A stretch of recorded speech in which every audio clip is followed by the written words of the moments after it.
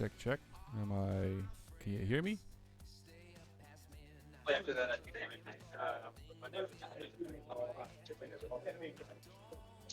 Yo. Check, check. Hello, hello. Hello, hello.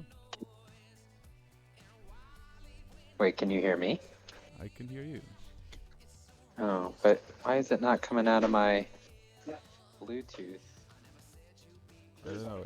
But it is not great Well, quality. yeah. Well, yeah, it's on my phone and I'm in the middle of a game store, so yeah, it's not great quality. But I was supposed to have my Ah. headphones in. Hold on, hold on, hold on. All right, I'll be back in a second. I have to figure it out.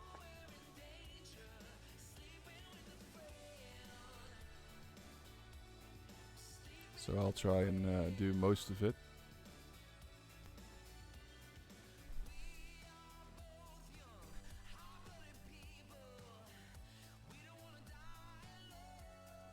I got OBS on. I can see chat.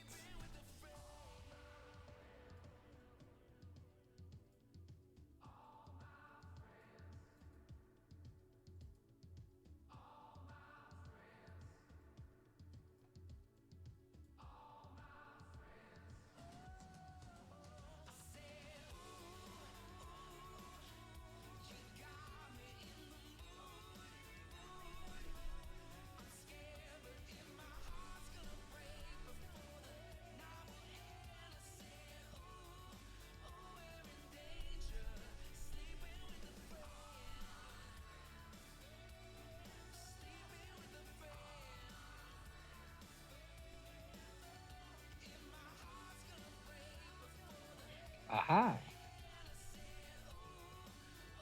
Ah. Hello, How you- Esquisse PEA. What?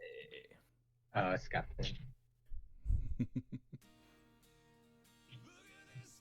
That was funny, my Discord wasn't working. I had to reset my things off the default. Awesome. So, just checking if audio is a bit correct, like noises. Your audio's good. Audio levels on the stream. Hi, Corey. Oh, Can you hear the other lads as well? hello, hello. It's just Corey hates us. Yeah, I guess. It could be that. I actually Not wrong. have a waiting room songs Spotify playlist on. Third voice is Brian. That's a blast from the past, is what it is. Indeed, Mr. Anderson. He's really Oh, I'm quiet. also I can speaking do quiet. that. I can do that. Give me a second. Brian, can you hear yourself? Can you make yourself known as well again? Beep bop beep bloop bop. I'm speaking words. That better, Corey? So I can, yeah. See, I'll just push everyone up a bit, and I'll push Mike down very much because he is loud as fuck anyway. Yeah.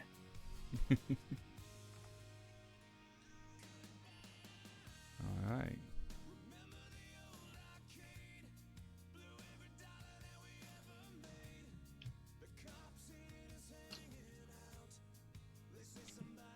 It's not 3 a.m. What are you talking about? 3 a.m. Oh, jeez. So 2:58. About 3 a.m. there's 4 users in here, and it's not Corey. Wait, what? How is this working? I think we lost Corey again. Oh no. Oh, there's Corey. This music is triggering. That's because you got Nickelback playing. Yeah, man. The band that everyone loves to hate. I have not picked this, mister. This is just waiting room songs playlist on Spotify. To get people angry? Is that what it is?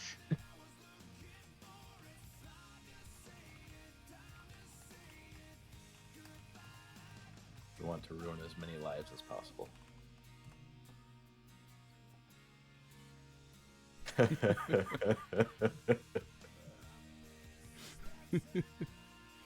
Oh man. I feel Oh, educated. boys, we're going to have some fun after all today. Loads of stuff we're going to talk about.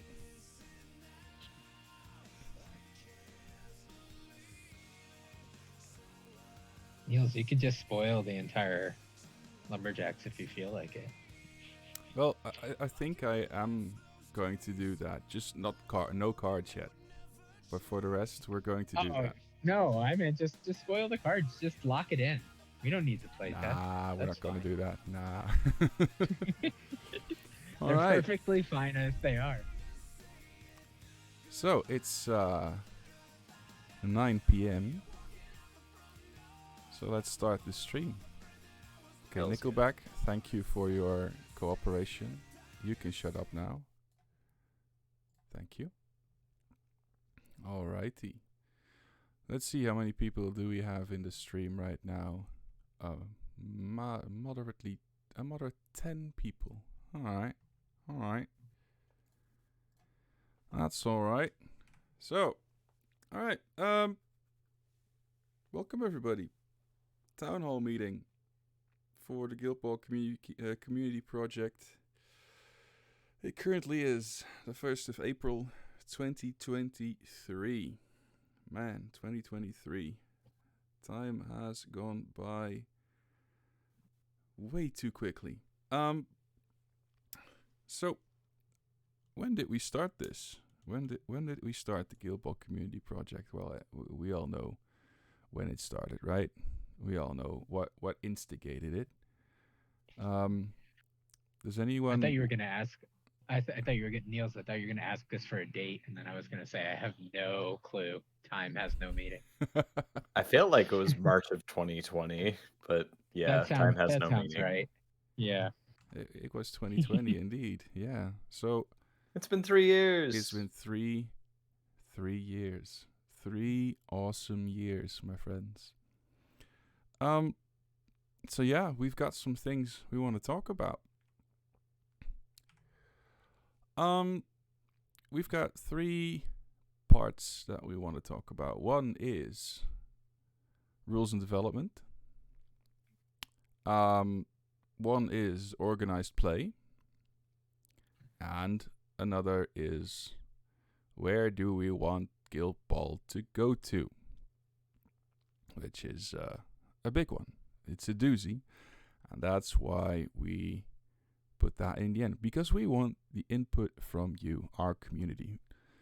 Because yeah, myself, Mike, Brian, Steve, and Scarolf, we're just 5 regular dudes. And we don't really want to make decisions for like the whole Guild Ball community at this moment. We don't want to do work. We don't want to do work, guys. That's not it. All right, so rules and development. So we've got a big rules and development group. Myself, Mike, and Steve have been busy together with our rules and development subcommittee. Want to know what's coming up? All right, let's see. First one. After the Lumberjacks, we will start working on Errata 4.6. We will still be keeping it small, just around 10 models, because we don't want to have big changes in the meta. Because, well, yeah, we don't have that many players, and we don't want to scare off any newer players, right? So the 4.6 Errata will be keeping focus on just increasing the amount of competitively viable models. So we have enough models that we would say are not actually played. Hoist. And there's also some well-known problems, and we'll just nerf them. So this is what we're going to do after Lumberjacks. We've got some ideas in mind already, but Lumberjacks has been taking most of our time nowadays. We'll show in a bit what that's going to be.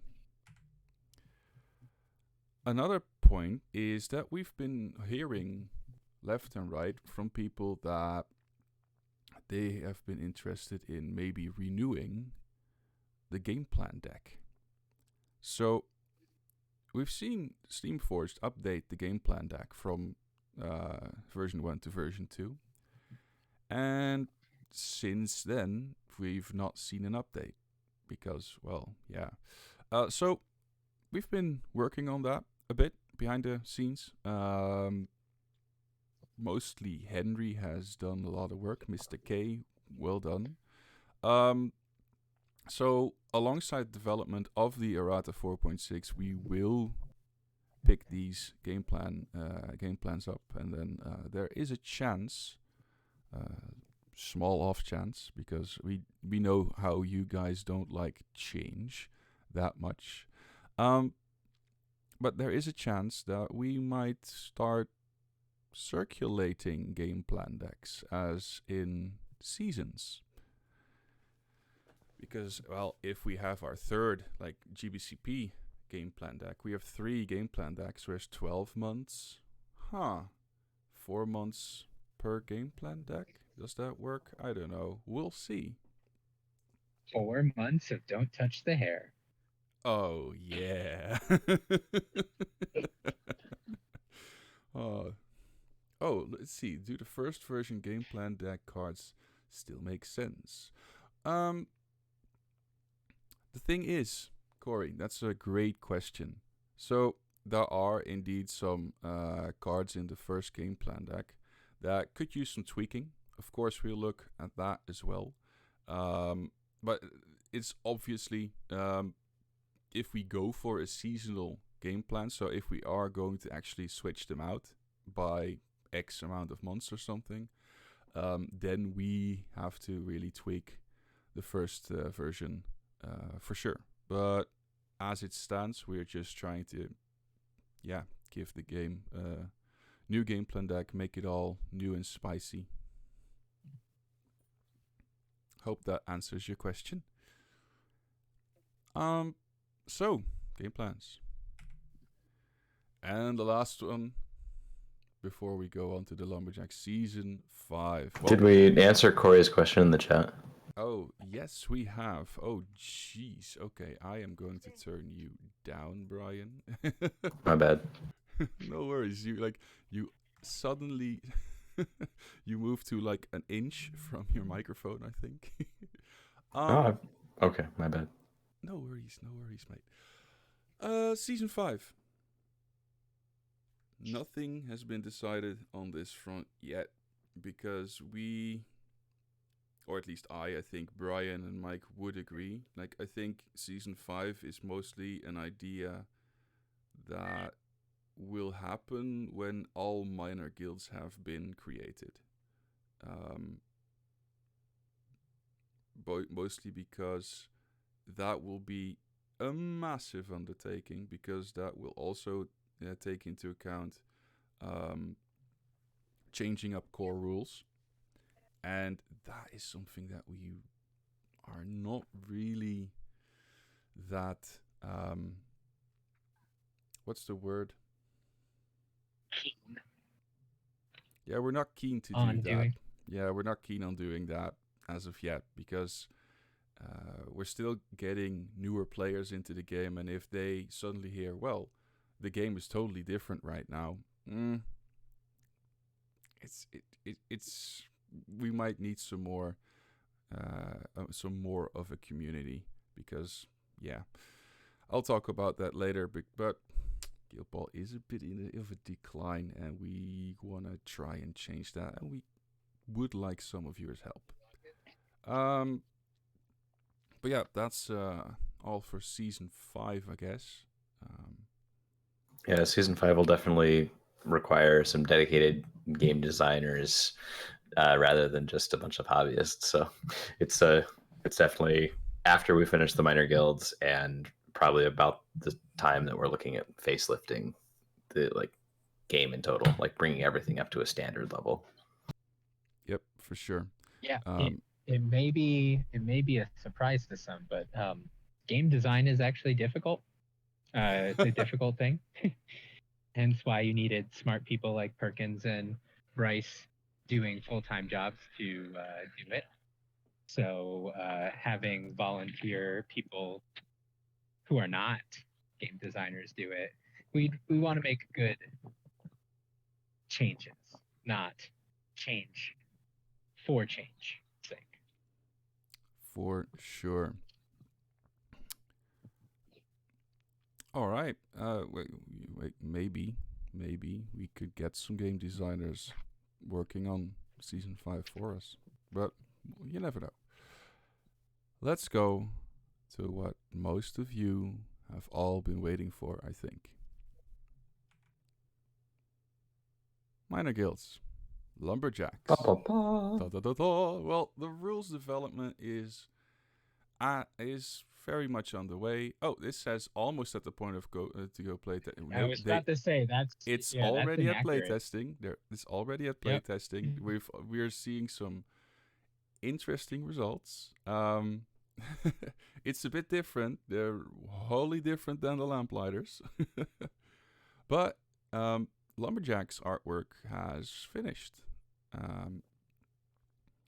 But the one thing that we actually really want to talk to you about is after the Lamplighters Kickstarter, we were kind of...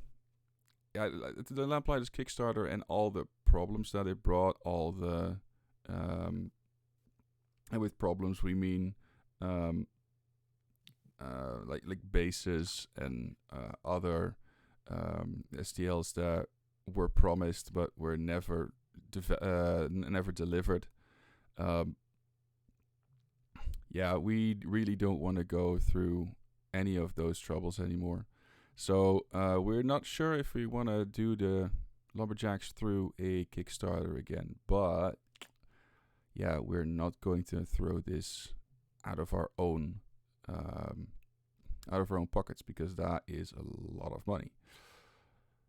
Anyway, so there have been thoughts like, do we do a Kickstarter? Do we do maybe a Patreon? Should we go GoFundMe? Does the community have any other ideas? So, while we have our ideas, we would like for the community to also have a say in, okay, so what did you guys think of the Kickstarter? Is that a route that we can again go and hopefully learn from the problems we ran into with the Lamplighters, that we hopefully don't run into those again? Or do you guys want to just go for anything like a Patreon or a GoFundMe? And if you go for Patreon, that's a monthly that's a monthly subscription, of course. Well, how does that work with a Patreon? Well, we're not only doing STLs, because if we get Patreon money, we can also go for stuff like just doing like getting into podcasts, trying to get in contact with magazines. We can use the money to get some analog big tournaments done, prize money, stuff like that. It can go anywhere. It will not go into our own pockets. That is 100% for sure. GoFundMe, no idea. Somebody said that. Who have you said that? But yeah, so we're still looking into how we are going to ask the community to help us fund the Lumberjack STL development. So if you have any idea, let us know on Facebook, Discord, anywhere you know how to find us. Mike, Brian, anything to add maybe? Other than just that you're right, and we definitely need people to put some money in, and we want to avoid all the issues with Kickstarter. Yeah, I'm fully on board. I don't have any other ideas though. Yeah, I don't have any other ideas. All I will know is that I have always hated Kickstarter. So if people have other ways that work, I'm a super fan of that. Yeah, Corey's right that it might be a challenge of keeping consistent like monthly content so that there's output alongside that rather than being like spurts every once in a while and people For like kind of sure. falling off the Patreon. For sure, yeah. So Agreed. that's one of the things with Patreon that we are also thinking of. Like, if we go the Patreon route, we really need to have like maybe a new subcommittee doing just PR and commercial stuff and getting content out. Because otherwise, yeah, I don't know if we can actually go for that in a not trustworthy and not believable, but you know what I mean. I hope. A value add. We want to make sure it's value added to the community, Yeah. right? So that does speak to maybe an advantage for things such as GoFundMe or other things where there can be a value set that would cover the costs necessary to do STLs and all of that. So For sure. For sure. All right. So stream chat is quite sad. It's actually only Corey. So I guess we can just go on and let's look at the lumberjack, shall we? Corey chats for like 10 people though, so it's good. Yeah. We also have at least one person in the general on the Discord that's chatting, and I'll bring up their comments as they make them. Oh, really? Nice. Oh, I don't have that up. Okay, wait. It's I'm not going so. to see. Runic Elk. So I think that's one of the Californians. Hey, yes. Yeah, we could do like a per milestone or like per episode sort of thing. So whenever we put out a content thing, there can be like a draw from everyone who's subscribed to the Patreon. Yeah, for sure. Yeah, who doesn't want to listen to me just telling people to get good at Guild Ball? It's great. That's the content that's wanted, right? That is the That's content definitely that's wanted. Yes, for Yeah. sure. What would Mike do? All It's right. the worst because I never give any good advice at all. So Zero of it. Alright, That's not what they pay you for in any of your other job descriptions. to give advice to people, yeah, exactly. Ooh, look at this. Weird Tommy. Let's see. I wouldn't mind going down the Patreon route, but would that mean that would be the only way to get the minor guilds? Of course not, because once the STLs are out, the ones like I think it would go the way like the Kickstarter went. Like the people that have subscribed to the Patreon will receive the STLs from us, and those that have not, that can ask the people that have subscribed for the STLs. Like, we're not going to sell them. We're not going to tell people that they can't share them. We're just not going to put them out into the public until 6 months after the Patreon, or 6 months after the release, or something like that. So it's wholly possible for people that are not Patreon subscribed to get the STLs on release. They just need to have a friendly person that is subscribed and wants to share the STLs with them. And that would go the same for whatever route that was taken. Yep. Yeah, and even though you bring up that it's like the problem of the commons where maybe only a few people put in money, we've noticed that at least for the first Kickstarter, we had basically an oversubscription, more than enough people willing to put money in, even though they knew they could get it after the fact. Like it, and in general, it seems like people are willing to work together to achieve a goal like this. So, even if people aren't necessarily paying to be there, like being a part of the community is a payment of sorts.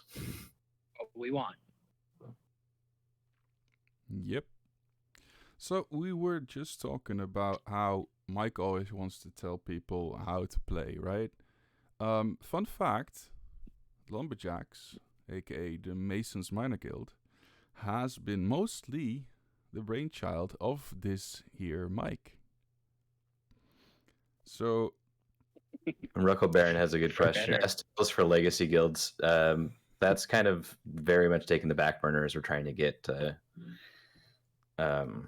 minor guilds finished up before we even consider that. And the kind of legality around copyrighted content is difficult. for sure, yeah.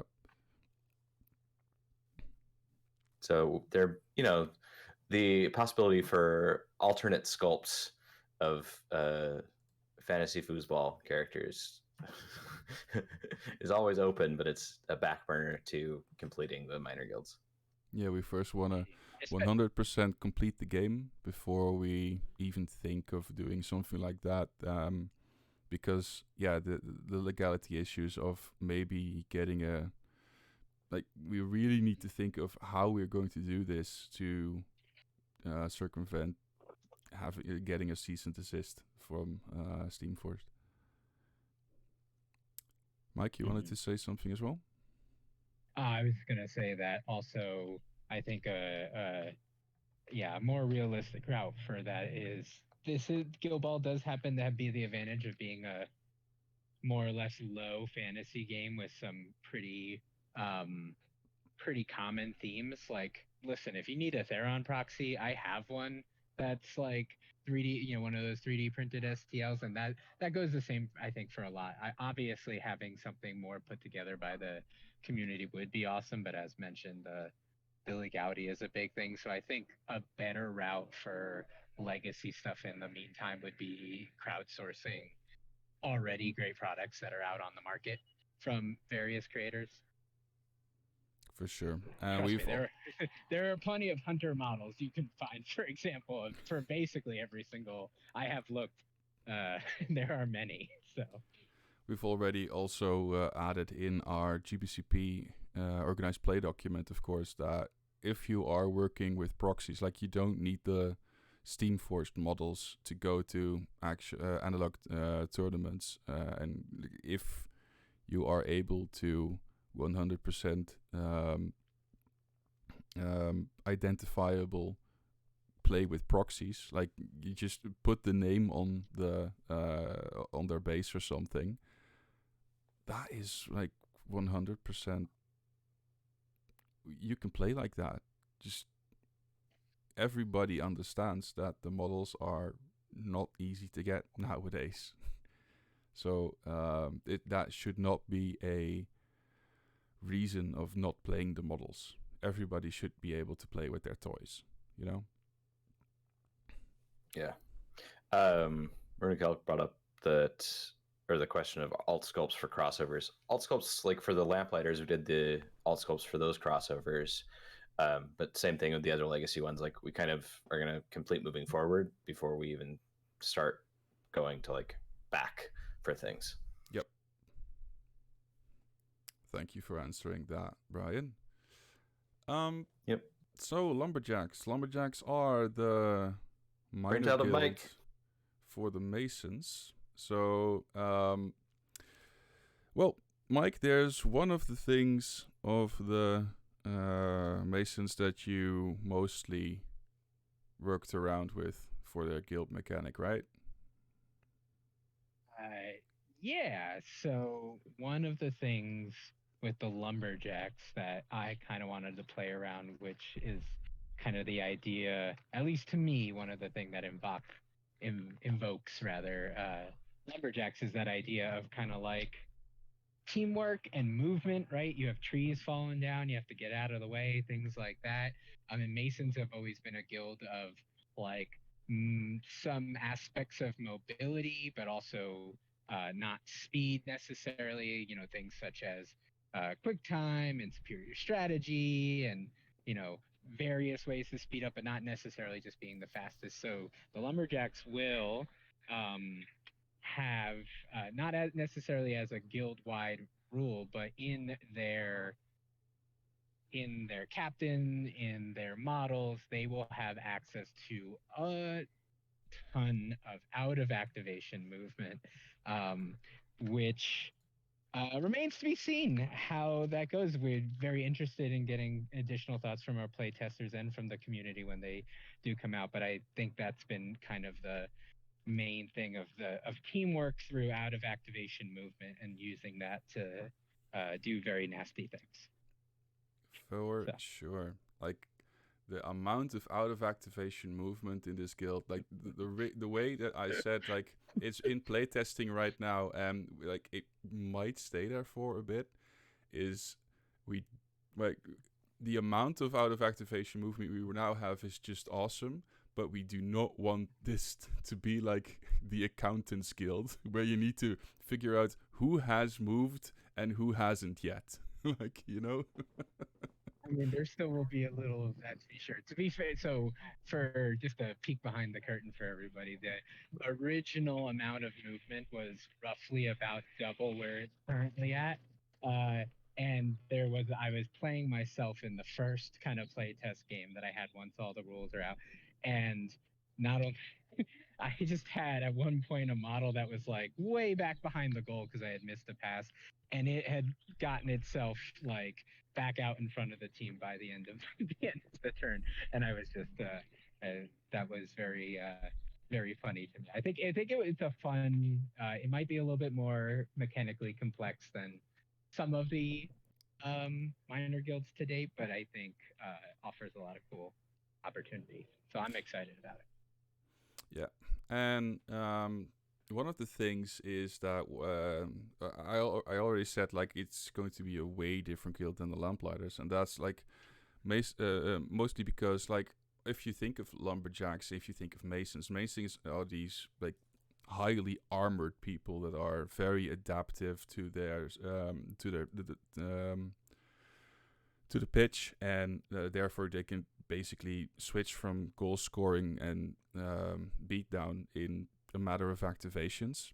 So if we go to lumberjacks, like we already see here in this picture of Faller, so the names currently are not set in stone yet, but we already see that she doesn't have much armor on. So how do we? So what's the clear difference between lumberjacks and masons at the moment? Yeah, so if you think of masons as a team that relies on like aura-based positional defensive stacking synergies, like your counter charges and your gravity wells and your taking one for the team, and all these conditions go in different ways and stuff like that. Lumberjacks are going to be more using those teamwork actions for offense and kind of relying on those positional synergies to keep them live just long enough to then beat you, basically. Yeah, so to repeat, because Mike, sadly you have been falling away a bit. There are... Oh, no. Yeah, so where the masons usually use their auras to use them mostly defensively, the lumberjacks will try and use them more offensively. So with their lack of defensive armor, they are a bit more punchy than a regular mason would be. And therefore, this will just like be our first mainly beatdown team that we are developing, which is interesting. It's been fun trying to not make like the quick strikers and working with conditions. This is all just positioning and trying not to go overboard. It's like anatomical precision never went away. Oh, Mike. I know. Well, hey, listen, I'm in a Target parking lot right now doing this. So for those of you outside the state, Target is a large chain retail store like a Walmart. So that's what I'm doing right now. So, the playdowns currently, we've been talking about that they mostly are beatdown. And if I look at the document, it says Flint and Veteran Chisel. What does Flint do there? Gives them a model that can score. Well, yeah, that is perfectly it. You do need to score goals sometime in Go Ball. Sometimes. Yep. So Pretty sure 0-6 is the only way to play the game, right? No, As a How I fish lost player. my last game. it's Yeah. 100% there that of course with Veteran Chisel you have some ways of getting around conditions with take one for the team, of course. Putting some influence left and right with her adaptive strategy is also going to be very much needed. But as we said, this is going to be mostly a beatdown team. So if you want to be more adaptive on the pitch, you can bring Flint and maybe go for a 2-2. That is what Flint does, Buzzard. That is what he does. All right, so of course. 4 kills from Flint on the run to Keystone. Hell yeah.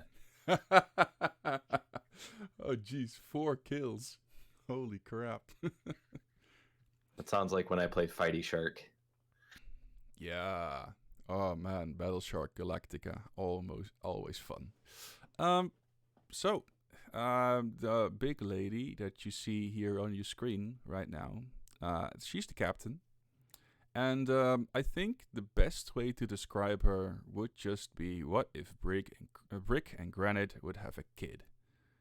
Right? Yeah, I think that's a pretty good. The way that I kind of see her play style is basically she just kind of walks at you and you run away because you're scared. Because if she ever makes it into melee, she will do, which she will. She has plenty of ways to make it into melee. But when she does, she both can do good damage herself, but also can do a lot of things for her team. Yep. So, pretty strong captain, I would say. Do we have if we would say Faller or Hammer, which would hit harder? I think Hammer still technically hits harder, but Faller hits pretty hard and also makes her team hit really hard. Yep. So there's that piece. And while she's hitting really hard, she is also setting her team up to go various places. I'll say it as that. So. Ooh, you're spoiling. All right. Let's go on further. So, after the captain, what are we going to talk about? Well, of course, it's Oak, our little beaver mascot. And all I can say about it is Mash would have been proud of this little fucker. Yep, he's got a bat. It really looks like and Mash's bat. He knows how to use it. He knows how to use it. Yeah. Take from that what you will. But that's Mr. Oak. Any more you want to say about that, Mike? I think that really encompasses, right? No, yeah, I think that's pretty good. I eagerly await some of the stories of what Oak does on the pitch. Yep. All right, next and up. What he does. Oh. Wait, hold on. I'm gonna spoil one. And what he does with models off the pitch. Ah, my friend. How far does he knock you? Yeah, you'll see. Oh, hey, look. Hello, Mr. Nick Small. Chat is working. We are listening. We are reading. Welcome to you. In fact, Oak is the one that knocks. Oh! Jesus Christ. Heisenberg! All right, so let's go to the next one, which is going to be a play up. Oh, of course, Az, that's you. Hey, nice. He was wondering why we don't just name the captain Feller instead of Faller. Yeah. But All right. like I said, naming is going to be locked in a little bit later. We're still kind of finalizing spelling and ideas. Yeah. So here's a little old dude guy. He's one of our play ups into Mallet, into Masons. But yeah, Mallet, he is Mallet's old drinking bud. Like they know each other from way back when. And yeah, this dude, I can only just say Hammer would like to be friends with this guy because this guy can churn out some damage. He could do a couple of different things for sure. It is funny though that we did set him up as Mallet's old drinking pal, yet he never talked about him in the fluff. So maybe they had a falling out, and now they're just getting back together again. That's my headcanon. Yeah, for sure. Because like Hammer and Mallet, they really don't mix. But this guy and Hammer really mix. So something happened there. But yeah, oh man, every time when I see his playbook and his character plays, I go like, oh, I want to play this guy in Hammer. I think Mikael, you're watching. You're always complaining about Hammer being left behind and he needs some buffs and stuff. He's gonna like this one. He really is. And talking about friends for the Masons, we have some extras because we have 3 more to talk about, right? We do have 3 more models, yeah. Yeah. Oh, it's so amazing to see all of y'all talking here. Oh. Okay. So I've just heard that Mike's mic is a bit on the soft side, so I'm going to just put him up again a bit. There we go. Should be better to listen to right now. So now we're going to model number 4.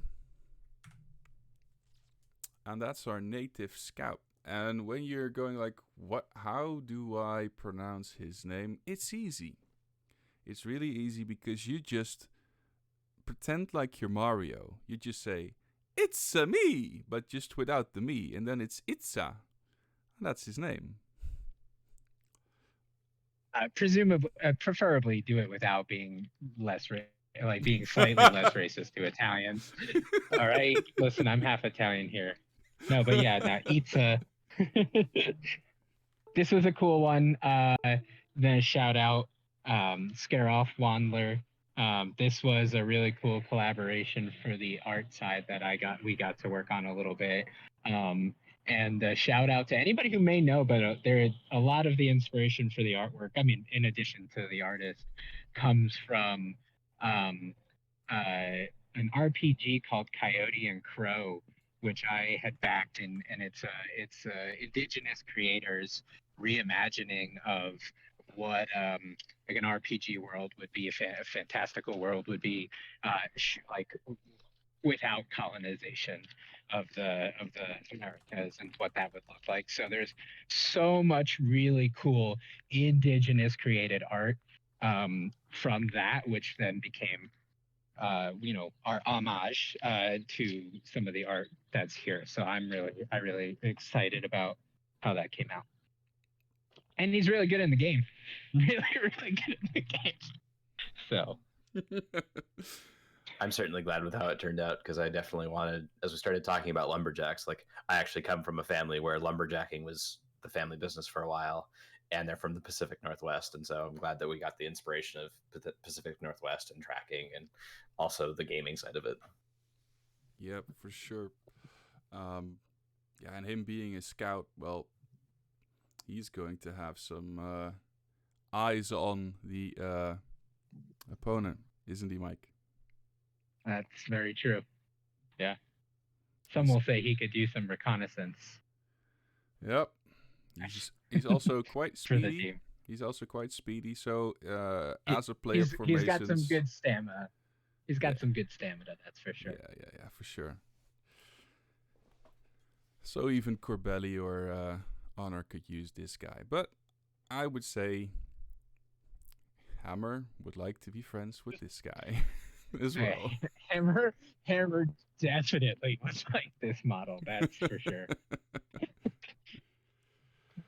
Alrighty, and then there's 2 more models that we have not talked about yet. That I think nobody has even talked about before. The first one. So before I show the next one, I'm going to ask you guys. Hey, do you guys still remember Dom Westerland? Who's Everybody that? says no.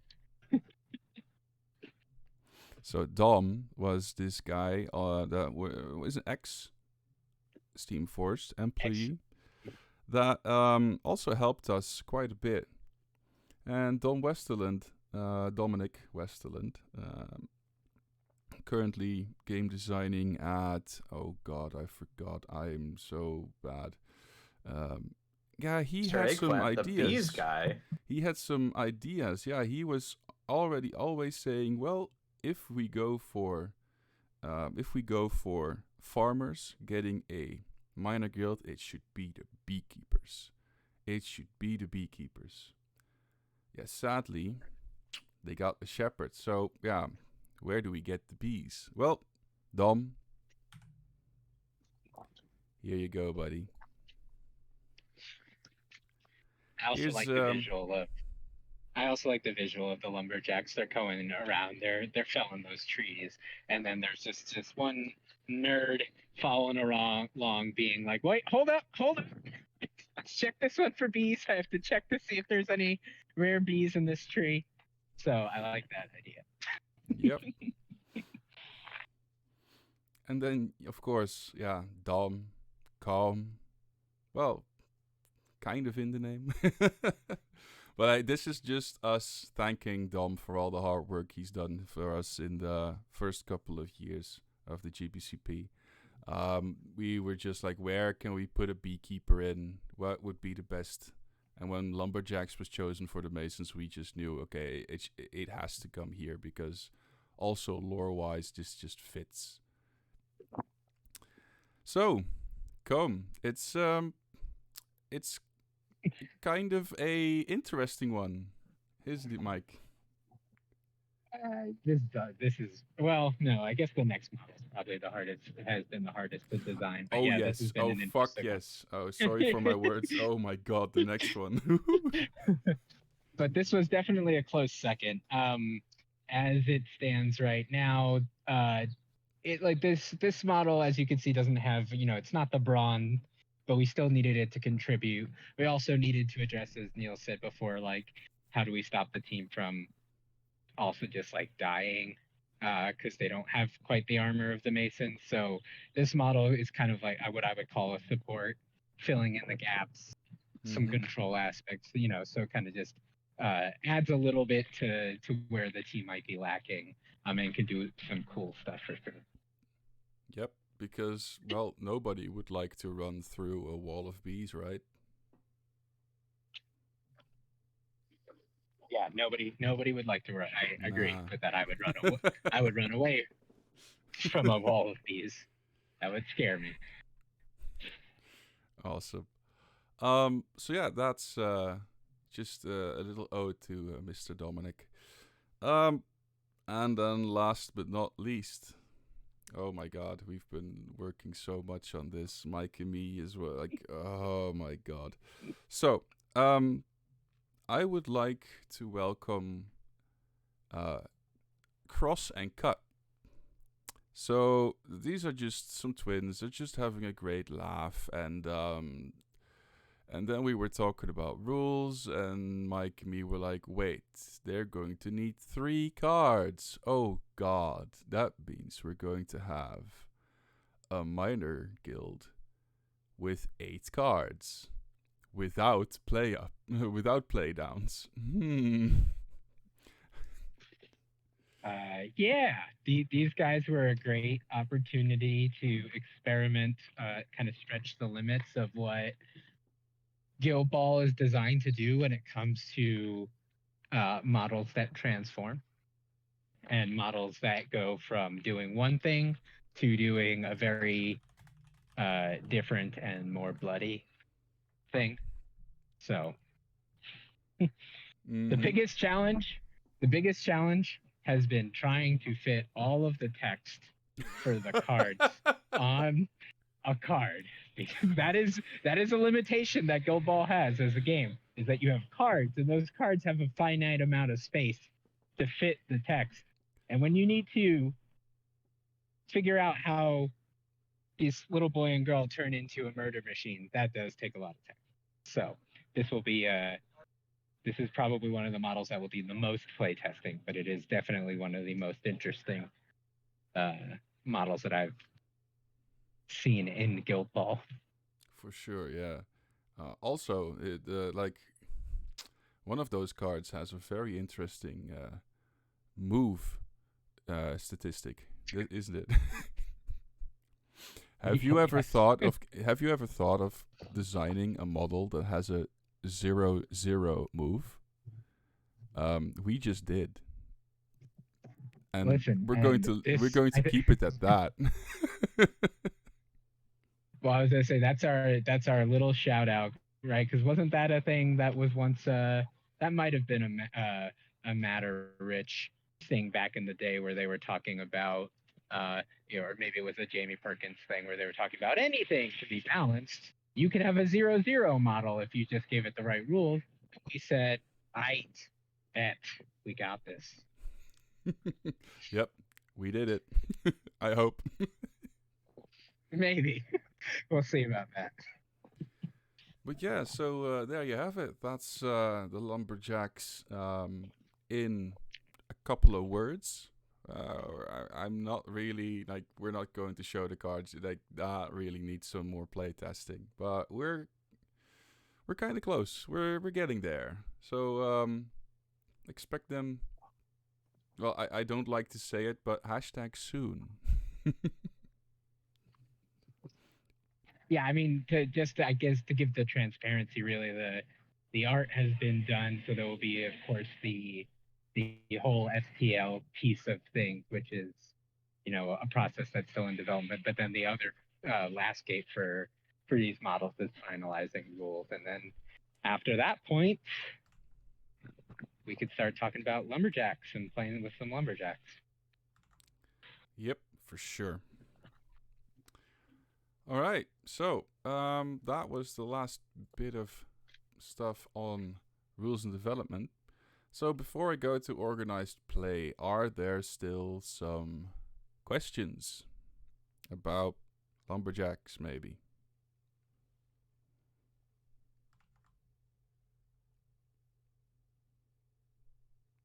Just so many people that are talking about how to do the 3-card issue. It's literally the 3-body problem. We've got Sishin Leo here. Yeah. Well, we'll keep the key is just to keep it at the 3-body problem and not to do any other sequels that are much worse than the original. Yeah. All right. Space Invasion. That's a deep cut for people who not only have read that book but have read the sequel to that book. Although I have a good friend of mine who believes the second one in the series is the best of all of them, and I'm like, okay, everyone's entitled to have opinions. That they can be wrong, but you can have your opinion. For sure. Oh, look, we have our first bot in here. See that? Awesome. So for Az and Mr. Eggplant, first 30 minutes. Well, Errata 4.6 will come after the Lumberjacks. We're also thinking of a new game plan deck, and also, of course, Season 5 is a thing, but most likely only after all the minor guilds have been developed. And that's the gist of it. I think that's really quick through the first couple of slides. Anyway, organized play. So, we've been hearing some words, some questions on the organized play part. So, we are going to do a Digital World Cup. Yay! Woo, woo, woo.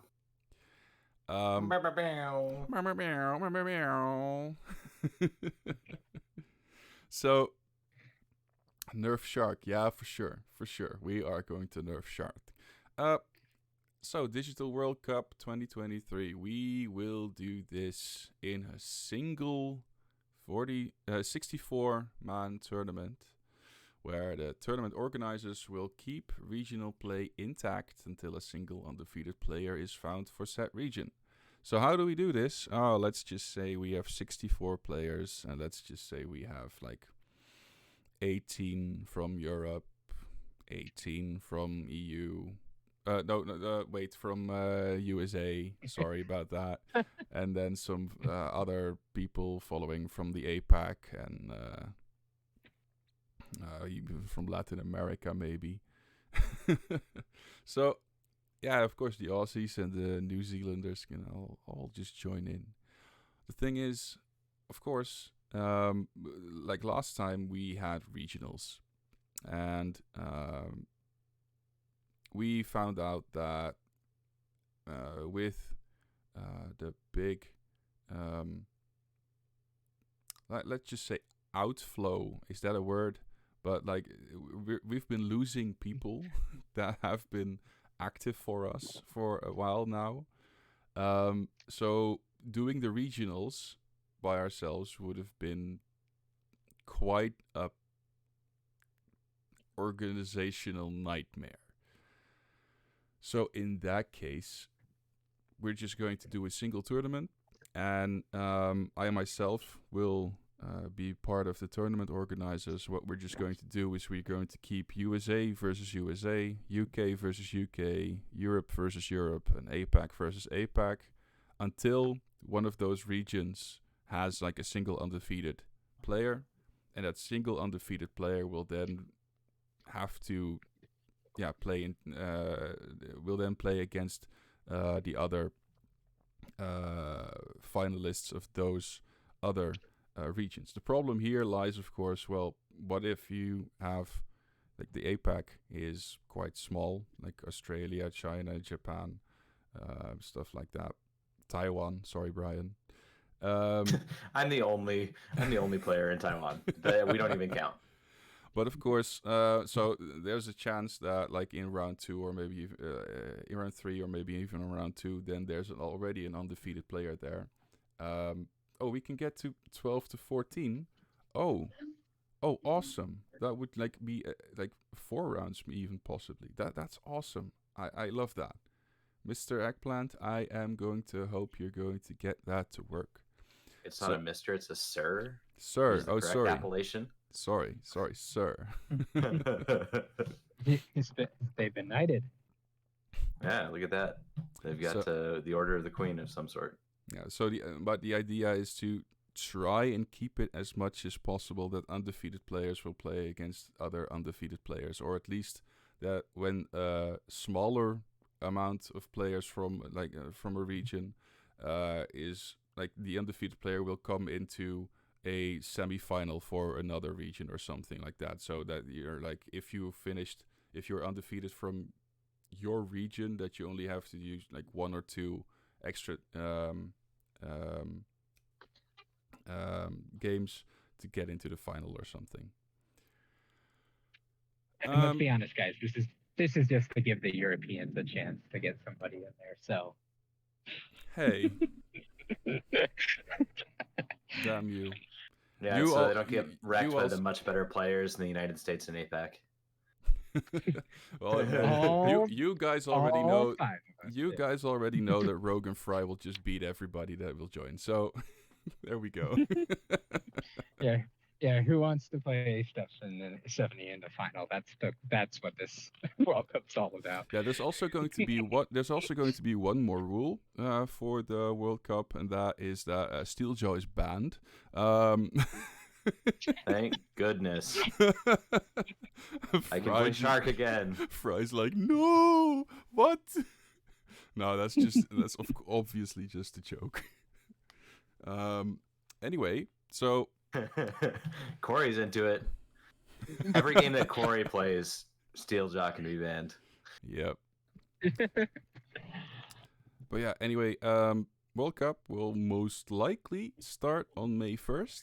So we're getting everything ready to go. And we're going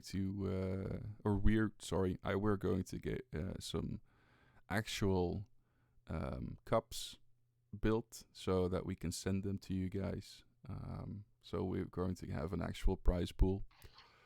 And yeah, let's hope that it'll go swimmingly. For those that are going to ask, well, what are you going to do with like Vassal or War Table? The thing here is very easy because we've been trying to reach out to the War Table people and we've not been getting any response. So the War Table module at this moment is very much out of date. While the Vassal module keeps getting updated by Mr. Franco Langton. So this World Cup will be played on Vassal. Now, this is a question for you, Niels, because I do not know the answer to this. But if two players were to agree because they have such a strong urge to play on War Table, or maybe this question also applies for anyone who wanted to get in an analog game, ? What are your thoughts on that? And I don't have an answer for this, so this is just me asking the question for the community. Very good. If it's possible for you to play analog, very much do so. Just this is 100% of course played on mutual trust that people are going to put in the correct information. If you are able to play face to face, just do so because that just makes the games even better, I would say. If you really want to play on War Table and your opponent is also for playing on War Table and you're not against like making X amount of proxies for models that haven't been added to the game or cards that haven't been updated or something like that, go for it.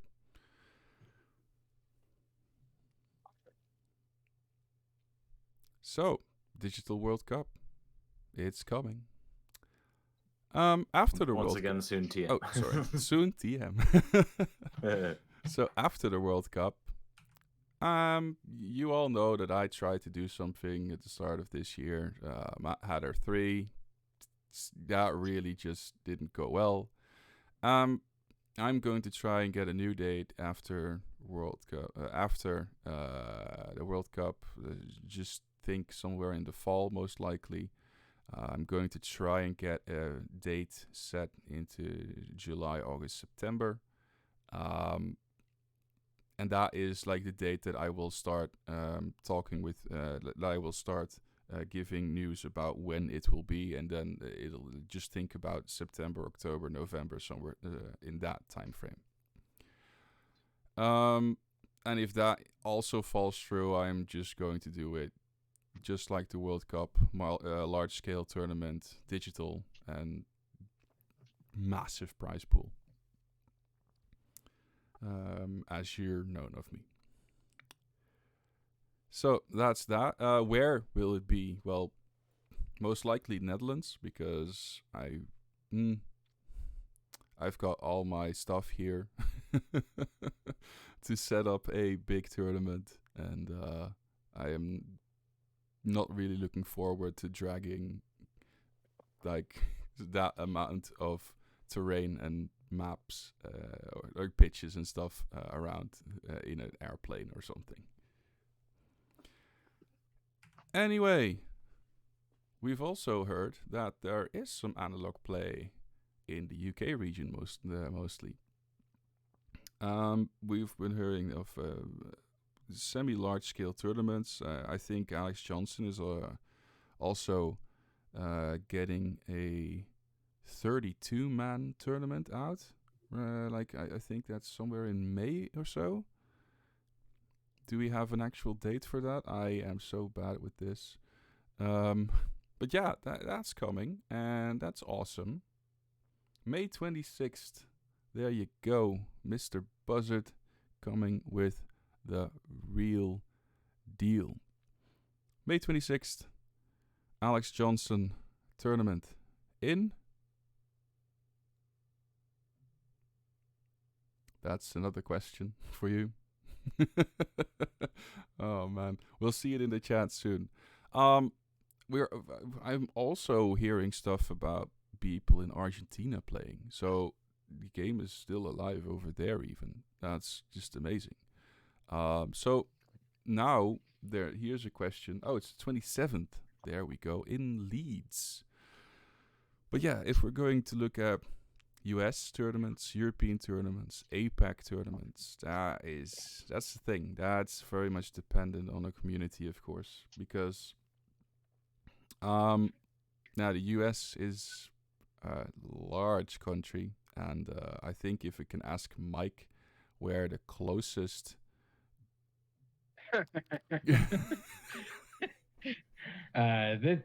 Listen, we don't need to go on a side rant. Just for context, the U.S. is a big country, and there are a lot of people in different states, and it's generally hard to get people together. Something that may happen in the future, I'm going to shout out Mr. Runic Elk for showing up to LVO and getting some analog game, not LVO, Adepticon. Right? Did I get that right? Yeah, it was Adepticon that you should, and getting some games with people. There may be a venue to go to one of the larger cons in the future where someone such as myself and maybe a couple other of the US Guild Ball community project members will come and do some small scale events or just casual play and fun. But just it'd be hard to get people together when you have to drive or fly several hours to get anywhere. For sure. Yeah. So, yeah, but yeah, definitely I was excited about the idea of some con stuff. So maybe at some of the larger cons that I'm able to make it to, we may run some small casual things. Awesome. Oh, look, Sir Eggplant says that he's also... Runic Elk is going to LVO too. Awesome. That is awesome. So, and if you're looking at APAC, yeah, of course, I've heard that Ducky has been talking about that they almost had a 16-man tournament, but like I said, it's very much dependent on the community, on how far do they want to drive. If you go to European tournaments, well, if you look at like per country, that's just like we need multiple players of multiple countries to come together to get an actual tournament in, and usually is quite of a hassle. So is also very much a problem. And yeah, so basically, if you want to have analog tournaments in any of those areas, just try and get your community rallied. Just try and find out if there are people around you that are wanting to play a analog tournament, and then just reach out and make it happen, I would say. And of course, like I said, you don't have a team, doesn't matter. If you have a proxy-based team and just have 100% identifiability for your models, it should not be a problem. It should not be a reason for not playing tournaments. So that was organized play. Any questions before we go on to this part of the town hall?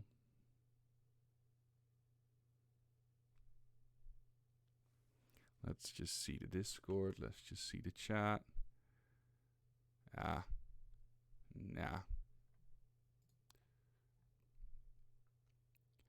Ah, look. All right.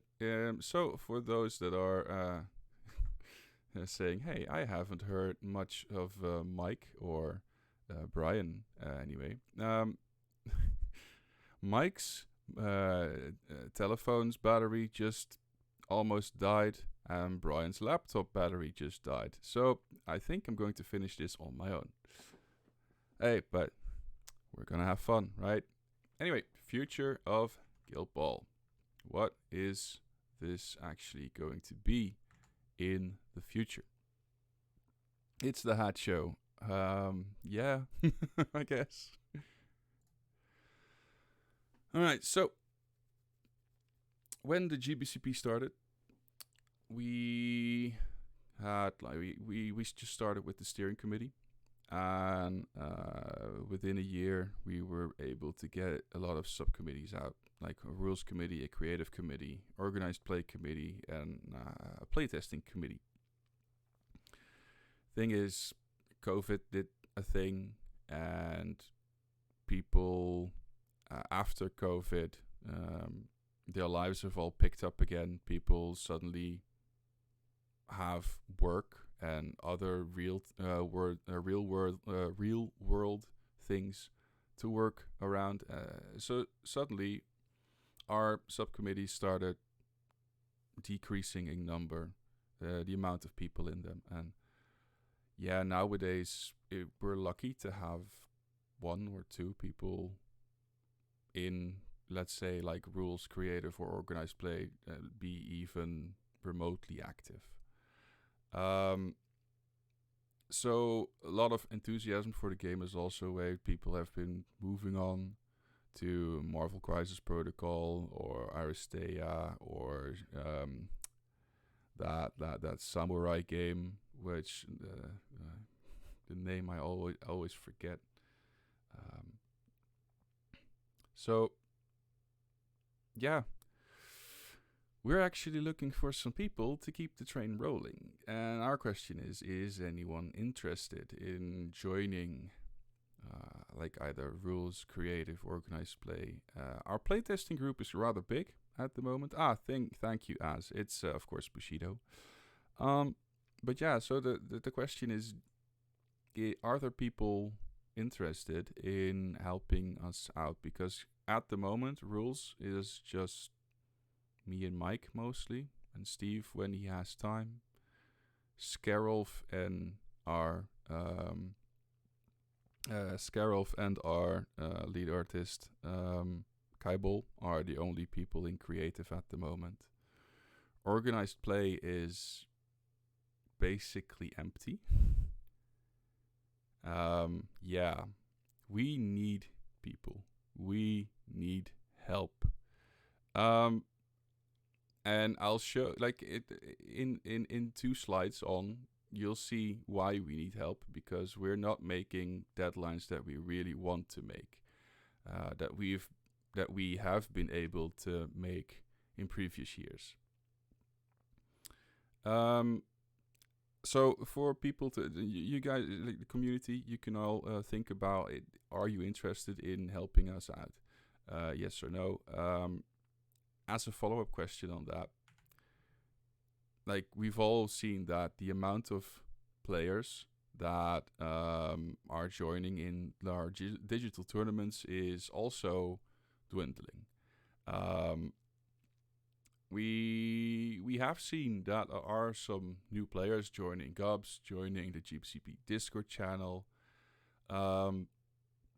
So how do we deal with the problem of people just going to games that are not, in quotation marks, dead? Or can we even deal with this problem? So a question from us for the newer players is, like, Guild Ball is a massive game with over 200 models.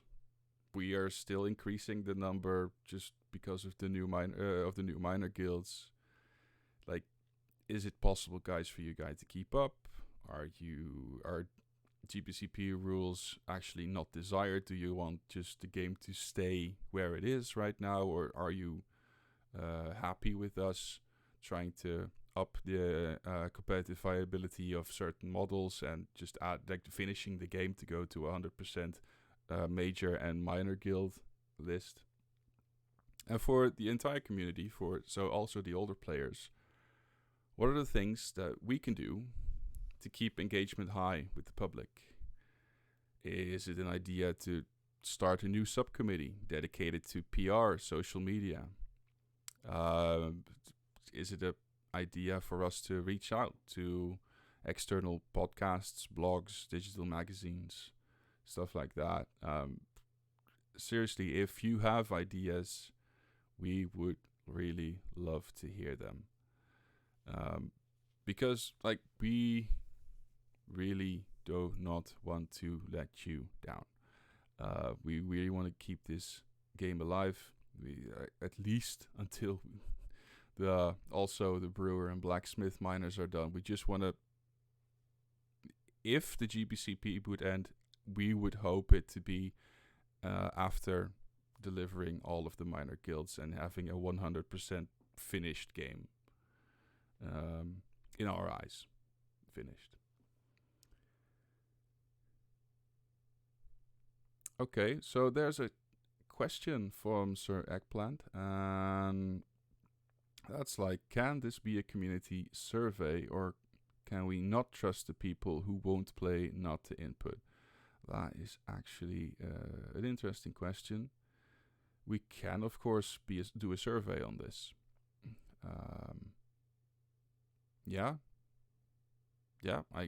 we were hoping that this town hall would be enough of a survey, but I guess just rolling out a survey, rolling out a poll is also an idea. Let's see. There are only 12 more players for the game to be complete after the Lumberjacks are done. That is indeed correct, Buzzard. But think about how long we've done on the Lamplighters. Think about how long we've done on Lumberjacks. So if I would extrapolate that, that means that next year is going to be another minor guild, and a year after that. So then we're talking 2025 is when we might see getting close to completion. And Az is saying, if you ask the questions, the people with the loudest opinions to be the least engaged tend to be the least engaged. So with the loudest opinions to be the least engaged. Oh, that's interesting. I like the idea of a PR group. Yeah. I'm still alive. Come on, Buzz. You're not that old. So, yeah. These are some questions. The idea of a survey is cool. I'm not going to forget this steering survey about future of GB. Do not forget.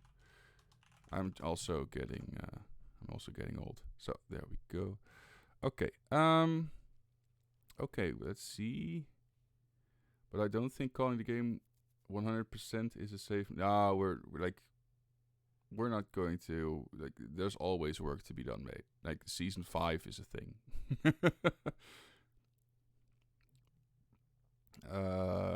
Corey, I know this will sound dumb considering you just mentioned needing new committee members. But what if it's moving too slow for people? Like other game systems have stuff coming out quite quick. Yep. Well, that's the thing. Like, we don't have enough people to churn out extra content like faster. We just don't have the. I think at the moment, if I would count, I think I can count on 2 hands the amount of people that are regularly active right now in developing new stuff. So that's really not enough. All right. So, yeah, survey. I see a lot of input here. Cool. Thank you. Thank you from the bottom of my heart. So, with that in mind, I would like to thank all of you. Of course, 100%, yeah, all of you that are joining us here in the chat, that are joining us on the Discord, that are joining us even by watching this video, because yes, this stream will be uploaded onto our YouTube channel, so you can easily just rewatch it if you want some extra information. Yeah, we have a lot of loads of things to talk about, and I think it's good that we, as a community project, should stay transparent about this. We should just it's a community project. It's not just the 5 of us in steering trying to keep this game alive. It should be the community pitching in wherever they can. All right, see another town hall meeting sooner next time. Yeah, for sure. Like at least yearly. That's a good idea. So before I'm going to end this one, I'm going to show you one thing. Because it's April 1st, we have always had the running gag of making an April 1st model. Because we've had veteran Captain Dirge, of course. And we have had the bee. The bee wrecker. So we were in development of a new one. Sadly, we haven't gotten as far as we would want to. But one model that is coming also is y'all still know veteran Captain Salt, right? Yeah, veteran Captain Salt lovers in the chat.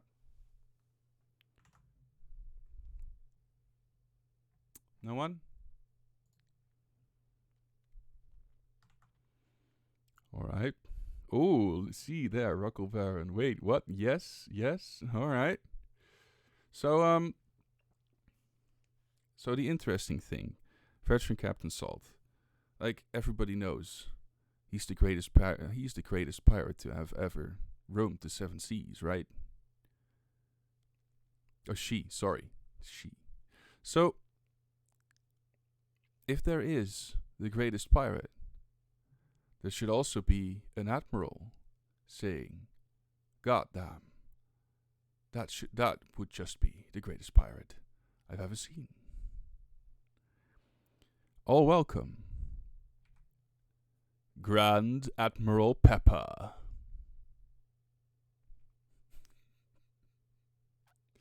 Yeah, this is going to be, I hope, very much amazing.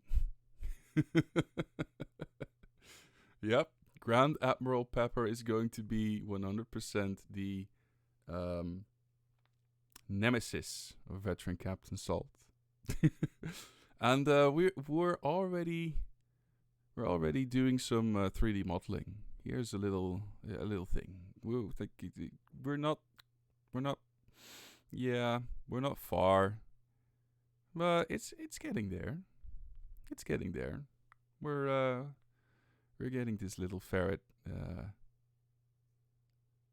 the attention that it deserves. So yeah, hopefully soon we can give you our April Fool's deadline. Is this an oversized jacket? You're quite possibly the worst seafaring pirate mammal I've ever heard of. Oh, I'm dying. Today. Oh, sad knife. Oh, sorry, Eth. Oh, sorry, Mikael. Today at 2:17 p.m. I put my cooks in the storage, and now you pull this one. Yes, we pull this one. So, after veteran Captain Dirge, the bee wrecker It's going to be Grand Admiral Pepper. And that's me, guys. So yeah, Brian and Mike are not coming back, I see. So yeah, I'm going to say thank you. No one expects the Grand Admiral Inquisition, of course. You'll see that a survey. Also, hashtag soon. Let's keep the meme going. Anyway, people, thanks for everything, and hope to see you soon. Hat out.